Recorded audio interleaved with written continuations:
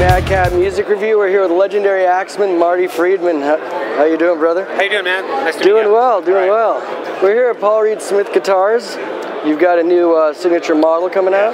Yes, I do. Can you tell us a little bit about that? Well, I've been working with PRS for a long time, talking about making a signature Marty Friedman guitar, and they finally got it done, and we have the prototype here at NAMM. So this is the first time I'm going to play it ever in front of anybody, so it better be good. And you're going to be at the Randy Rhoads Remembered on Saturday. Will you be playing it there as well? Yeah, I'm going to be playing it there, and I'm going to be playing it here at NAMM tomorrow. Right on. Yeah. So in April, you've got a new album dropping, Inferno. Yeah, it's probably going to be May, but you can say April, we can say May. Yeah. And then the single's already been, or I don't know if the single, but Steroid Head's already been made available. Yeah, Prosthetic Records. Yeah, what do you think? I dug it. Thank you very much. Big time. All right. I dug it. And this is the first time in what, over 20 years you've got Jason Becker you collaborated with on this. Yes, not on that song, but on another song we did together. You know, we are obviously the best friends in the world, but we collaborated on a song together. And as you know, Jason's situation makes it quite unique to collaborate on music. But the way we did it was also quite unique. And so what finally came out of it was a song that sounds like whatever Cacophony would have sounded like in 2014. Right. And it's exactly as I imagined it being, and it's so cool. I'm very happy with it. That's awesome. And in 2003, you picked up and relocated to Japan. Yes. Which is really interesting to me. What inspired you to move out there? There was a point, like in the late 90s, where I was finding myself only listening to Japanese music. Like I just stopped listening to anything other than Japanese music. And so I said, you know, I just got to live there to play this music, you know what I'm saying? So I just kind of like up and went. It was very strange. Now, did you have like a firm grasp on the language? Because now you're on, you know, Asia Music Television over there, or network, and you speak it fluently. Did you at the time? Did you have a I was fluent back then, but obviously I'm much more fluent now.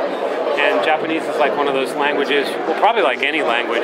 You can never really perfect it. You can never really become perfect, but like I was already kind of fluent then, and now obviously still fluent, but speaking the language definitely helps in a place like that. And you've got about, what, 5 different shows you do out there? Television. Yeah, television. I do many different TV shows over there.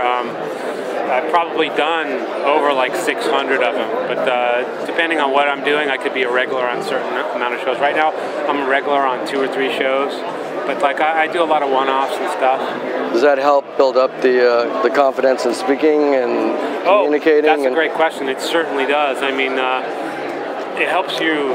There's no better way to learn a language than having pressure to speak it. And especially live television, you've got to say something, and it's got to be relatively interesting. So this is like the best way to develop your language, whatever language it is. So that helped me when I first moved to Japan a lot. Well, and the cultural differences too. Like for example, like on TV, you could probably say like fuck and shit, but if you say something about the mentally ill, doesn't that's like a big you're bad very thing. knowledgeable. Very knowledgeable. That's so true.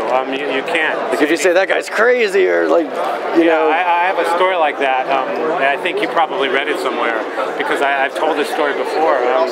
Like when before I moved to Japan, I was speaking Japanese, but I was talking about that guy was crazy at the show last night. Right. And then it was on a live radio program, and all of a sudden the disc jockey just went white, and I'm like, what's the problem? And then she explained to me later that you can't even say crazy when you're talking about a person in Japanese on television or radio or anything because it has to do with the mentally ill.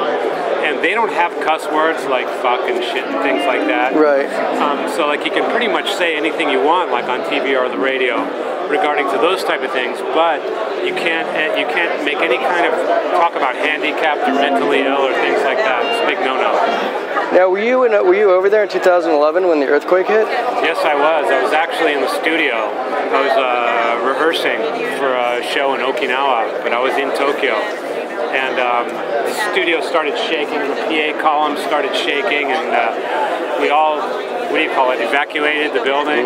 And it was the middle of March, and it was still kind of cold. And my drummer March 11th. in the nude, pretty much. Oh, jeez. He's in his underwear. Like old Rick Allen, just the totally shorts. in his underwear. And he ran out into the street in his underwear. And we were like waiting outside, you know, waiting for a word for like an hour.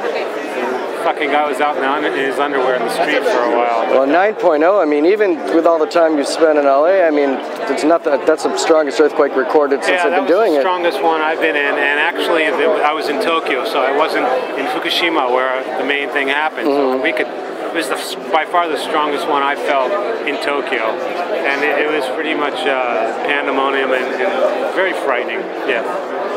So last year you spent a majority of the time, I imagine, in the studio recording Inferno. I've been in the studio for almost a year right now, and recording Inferno, and obviously doing a lot of Japanese events and activities in between. But like for the most part, there were so many stages of the record, from the demoing to the recording to the re-recording to the producing, arranging. It really took a long time to get it exactly what I wanted it to be. And even right now, as we speak, the record is being mixed in Sweden. So it's not totally done yet, but I'd say it's about 90% done. Was it tough being locked in the studio for so long and not being out and playing as much as you might have liked to? Yes, I love to play live more than anything. But with Inferno, I decided to make this. If I were to only make one more record in my whole life, what would it be? And I don't want to make any self-fulfilling prophecies or anything, but I really strongly had that idea in my mind, so no compromising anywhere.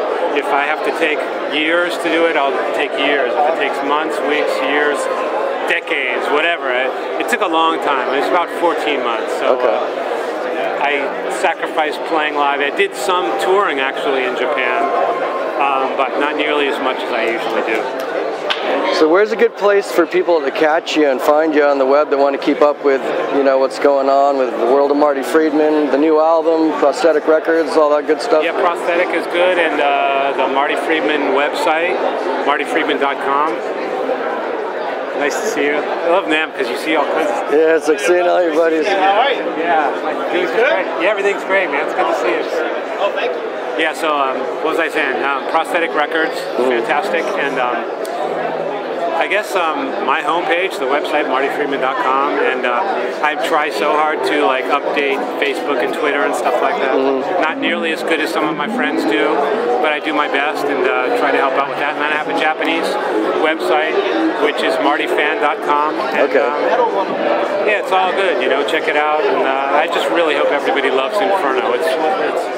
I'm so proud of this record that I can't wait to play it for everybody. Absolutely. Check his Facebook page out. There's a link you can actually listen to Inferno right now. I think it's on the Prosthetic Records page, right? You can hear at least a song. Maybe a song. Steroid Head. Clip for another song, yeah. Absolutely. Will you be touring behind this album? Absolutely. I'll be touring almost all year, starting in the late spring. Will you be hitting the States? Hopefully. We're talking about exactly how that's going to happen right now as we speak. Excellent. Well, thank you so much for your time, Thank sir. you very much. It's always a pleasure. Marty Friedman, the one and only. See ya.